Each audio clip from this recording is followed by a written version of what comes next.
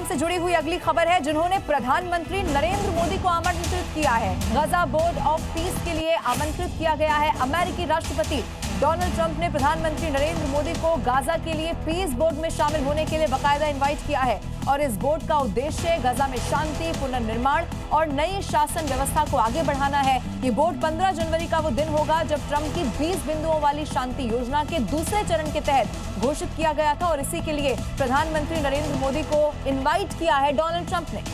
और एक और ब्रेकिंग न्यूज राजस्थान से मिल रही है, जहां सरकारी बैंकिंग सिस्टम को झकझोर देने वाला बहुत बड़ा घोटाला सामने आ गया है। श्रीगंगानगर स्थित पंजाब एंड सिंध बैंक की 2 शाखाएं ऐसी हैं जहां बैंक अधिकारियों और साइबर ठगों की मिलीभगत से 1621 करोड़ रुपए के संदिग्ध लेन देन का बहुत बड़ा खुलासा हो गया है। इस मामले में सीबीआई जोधपुर में बैंक के 2 तत्कालीन ब्रांच मैनेजर समेत 30 ऐसे लोग हैं जिनके और फर्म के खिलाफ अलग अलग 2 एफआईआर दर्ज यहां पर कर दी गई है, यानी कि उन लोगों पर शिकंजा कसने की भी पूरी तैयारी है। और आइए इस वक्त एक ब्रेकिंग न्यूज जो मिल रही है वो आपको बता देते हैं, जहां प्रयागराज के माघ मेले से जुड़ी हुई ये खबर है। सीएम योगी आदित्यनाथ ने माघ मेले के श्रद्धालुओं का आंकड़ा जारी कर दिया है। मौनी अमावस्या पर 4 करोड़ 52 लाख लोगों ने आस्था की डुबकी लगाई है।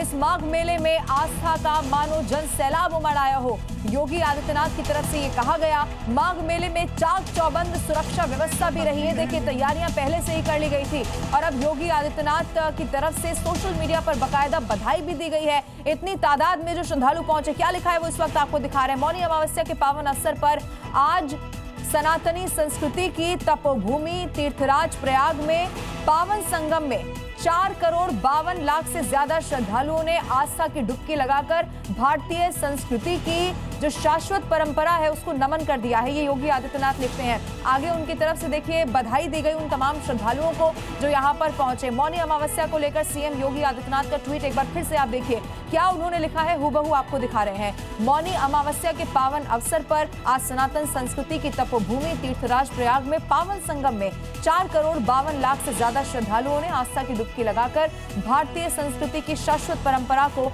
नमन कर दिया है।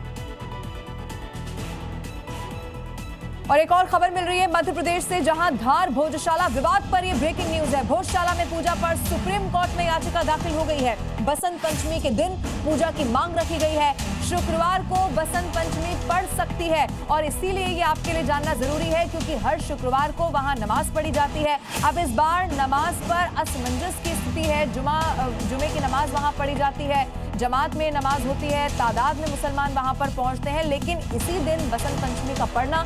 अब सवाल यह है कि सुप्रीम कोर्ट इस पर क्या कहता है। क्या जुमे की नमाज इस बार पढ़ी जाएगी या फिर पूजा की इजाजत मिल जाती है, देखना होगा।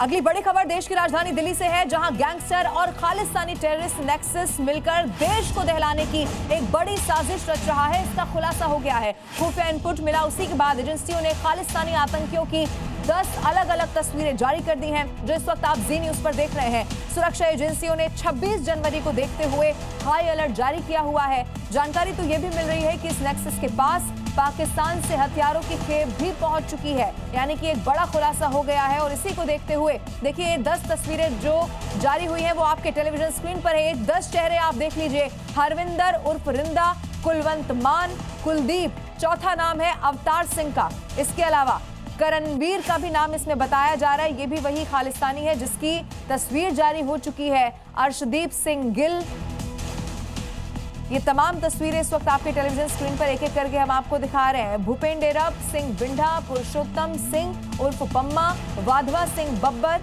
गुरमीत सिंह बग्गा, ये वो 10 खालिस्तानी आतंकवादी जो कि दिल्ली को दहलाने की एक बड़ी साजिश रच सकते हैं।